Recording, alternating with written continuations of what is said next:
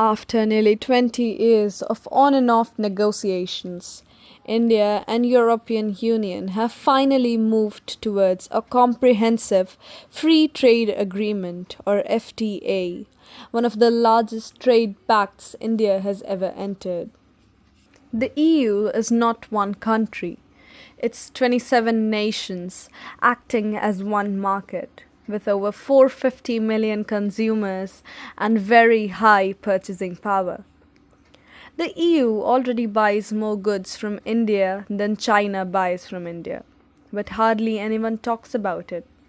Yet, Indian exports to Europe were stuck for years because of high tariffs, strict standards, and paperwork. This deal removes many of those barriers.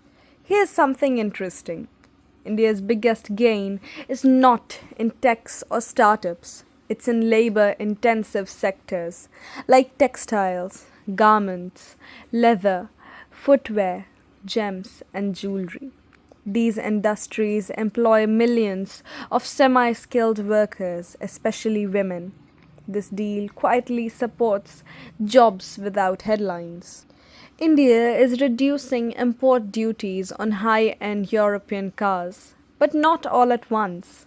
There are long transition periods, sometimes 10 to 15 years, to protect Indian manufacturers. So, this is not India surrendering to foreign brands. It's controlled opening, something India earlier refused to. Now, let's talk about the climate angle. The EU is introducing something called the carbon border tax.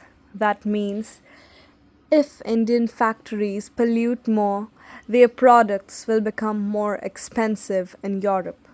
So, this trade deal is indirectly forcing Indian industries to go greener, even without Indian laws changing.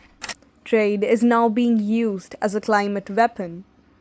The fact that most people don't know is that EU banks are being allowed to expand in India, but under tight caps and supervision. This improves credit availability, investment flows, financial integration. But India still controls the rules, unlike past liberalization mistakes. Now, the geopolitics, the hidden reason. This deal is not just about trade. Europe wants less dependence on China, a stable democratic partner in Asia. India wants strategic balance between the US, EU, and China, technology plus investment without political pressure. This is economic diplomacy, not charity. Let's be honest. Small Indians may struggle with EU's strict standards. Compliance costs will rise. Some local industries may face competition, but India has learned from past trade shocks and has included safeguards this time. This trade deal won't create instant headlines or overnight miracles, but over the next decade, it could reshape India's exports, create silent jobs, push India towards cleaner manufacturing, and strengthen India's global negotiating power. But every trade deal has two sides.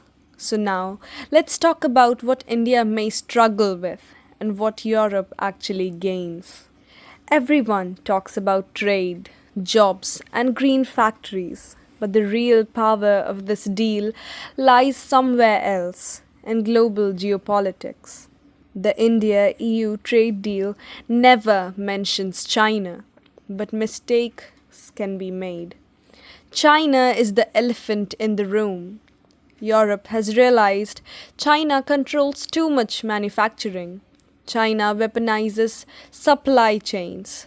Instead of confronting China directly, the EU is doing something smarter, diversifying silently.